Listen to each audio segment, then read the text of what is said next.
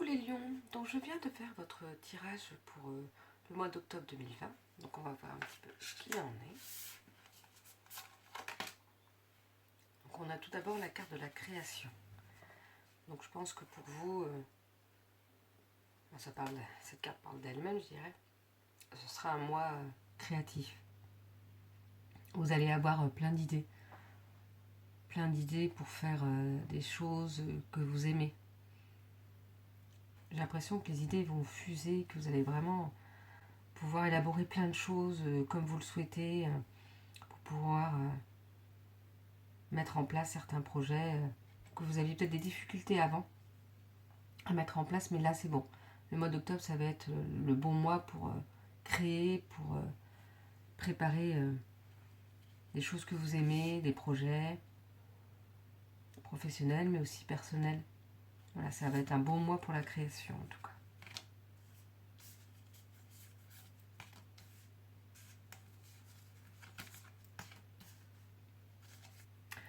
Donc avec cette tasse de pentacle, on voit que ce mois d'octobre va être le moment où vous allez avoir une opportunité. Je pense que le fait que vous ayez toutes ces idées qui fusent va vous permettre de proposer des choses, et on va vous proposer une opportunité.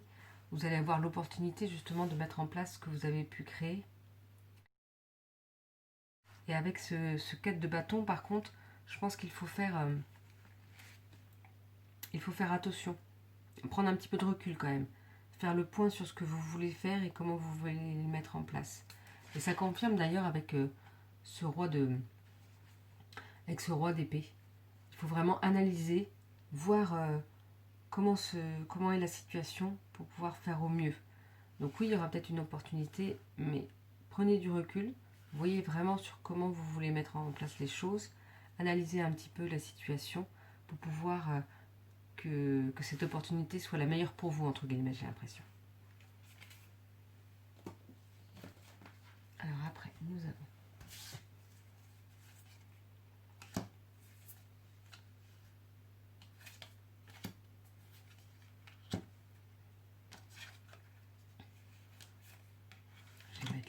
ce sera mieux. Nous avons ces montagnes. Pour moi, les montagnes, c'est comme toutes les difficultés, ou pas d'ailleurs, mais tout ce qu'on a pu, tout ce que vous avez pu gravir déjà pour évoluer, pour être qui vous êtes. Et oui, il peut y avoir encore des difficultés à surmonter, mais après, il ne faut pas oublier qu'une fois ces difficultés surmontées, il y a le soleil derrière. Donc, justement, avec cette carte des poissons dans l'eau, moi, je trouve que c'est vraiment être bien.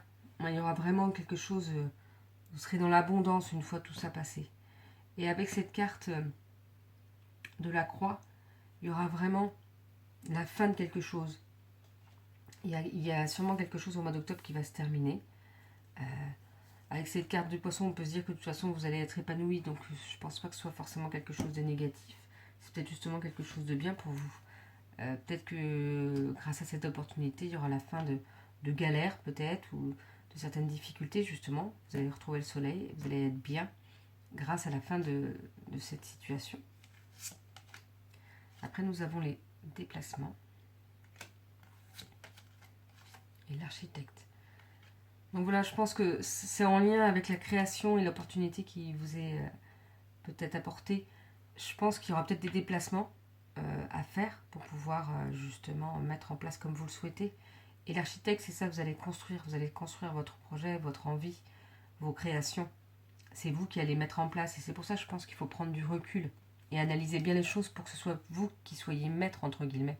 Même si on a toujours besoin d'aide, mais vous soyez maître de comment vous voulez mettre en place cette idée. Et pour cela, il y aura peut-être des déplacements justement pour pouvoir la mettre en place au mieux. Après. Donc oui, avec cette carte, peut-être que des personnes vont vouloir vous mettre des bâtons dans les roues, vont vouloir vous empêcher d'avancer, vous empêcher de faire ce que vous voulez comme vous le souhaitez. Mais non, et ils ne pourront pas en fait. Vous voyez, là, vous n'avez qu'un seul choix, qu'une seule possibilité, et le mieux pour vous. Alors, il y aura peut-être des documents. façon, quand on crée quelque chose ou quand on met en place un projet, il y a forcément des documents souvent à remplir. Donc il y aura peut-être des documents à écrire.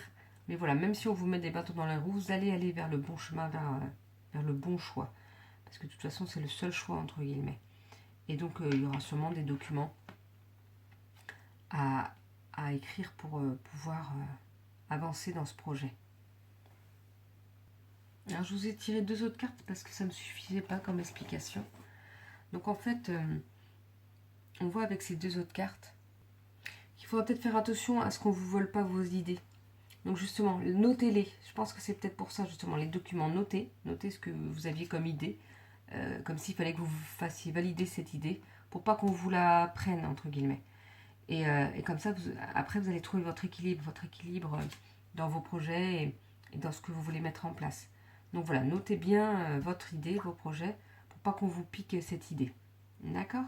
Et vous allez après trouver l'équilibre justement pour pouvoir tout mettre en place correctement. Et donc j'ai une dernière carte, c'est l'énergie. Avec une énergie sans borne, vous pouvez accomplir plus que vous ne l'avez jamais cru possible. Donc là, je vais un petit peu changer. Je vais vous lire l'explication du petit livret. Donc ça vient de l'Oracle des Fées de Paulina Cassidy. Et donc on va voir un petit peu ce qu'il en est. Parce que vous allez voir, les explications sont assez longues, mais justement ça va sûrement vous apporter une indication qui va vous correspondre à vous, juste à vous. Donc l'énergie, avec une énergie sans borne, vous pouvez accomplir plus que vous ne l'avez jamais cru possible. Augmentez votre énergie en concentrant vos efforts sur un but gratifiant. Cela vous donnera l'énergie et la motivation dont vous avez besoin pour réaliser votre objectif. Quand vous ne visualisez pas ce que vous voulez dans la vie, il est facile de perdre votre énergie et donc votre motivation. Lorsque vous lâchez prise, que vous allez de l'avant et que vous vivez le moment présent, au lieu de vous accrocher au passé, vous faites de la place pour plus d'énergie. Focalisez-vous sur l'ici et maintenant, ce qui vous procurera satisfaction. Vous vous sentirez intérieurement énergisé et complet, en mesure de vous consacrer pleinement à l'activité en cours. Vous pouvez vous entraîner à penser positivement et à éviter les pensées négatives qui nuisent à votre niveau énergétique. Avec un état d'esprit positif, votre énergie augmentera. Pour relancer ce flux, montrez-vous plus énergique que vous en ayez envie ou non. Les gestes énergiques stimulent le corps et créent encore plus d'énergie. Il faut pomper le cœur et fonctionner la tête à plein régime. Quand vous vous serez activé ainsi un bon moment, par exemple en faisant des pompes, de la marche rapide ou en tapant dans un sac de sable, vous vous sentirez prêt et commencerez à en ressentir les bénéfices énergétiques. Assurez-vous de vous lever tôt.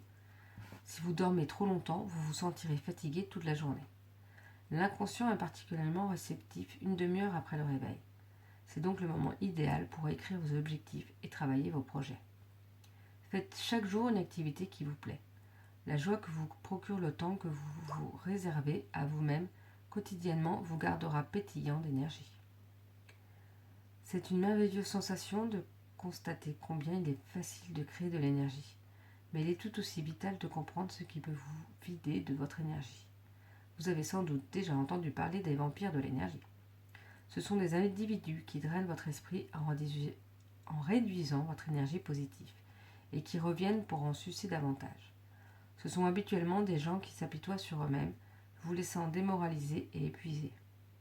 Même si cela peut paraître difficile, évitez le plus possible les vampires énergétiques si vous voulez conserver votre énergie bien méritée et votre bonne humeur.